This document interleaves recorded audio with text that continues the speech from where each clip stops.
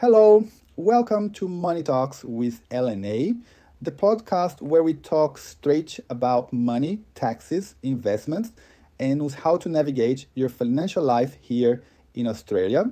I am Leandro Porfirio, accountant and director of LNA Accounting, and I am here to help you understand your rights, save on taxes, and make your money work for you.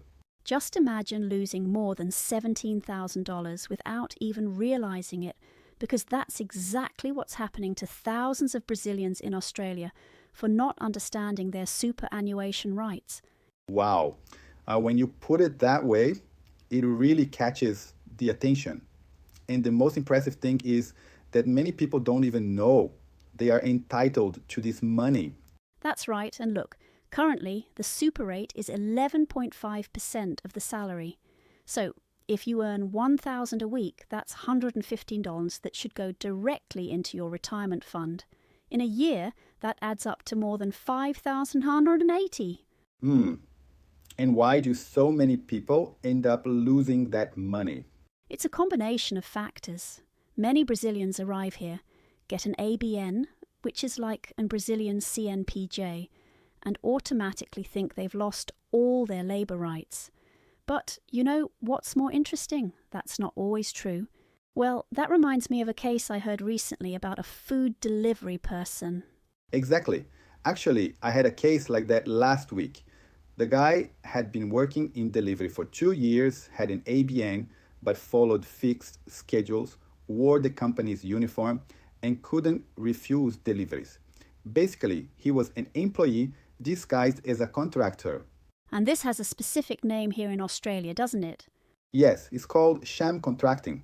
It's when a company uses the contractor model just to evade labor obligations.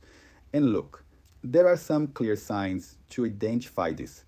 Fixed hours, mainly working for one company, wearing a uniform, following direct orders from a supervisor.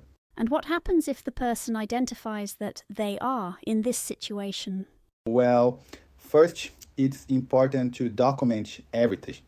Keep schedules, uniform photos, messages and from some supervisors, then seek professional guidance. I had a client, a cleaner, who recovered over $4,000 in overdue super after we analyzed his case.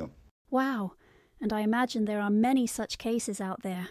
Yes, and the worst part is that many people only find out when they leave Australia, because when you leave the country, you can withdraw your super.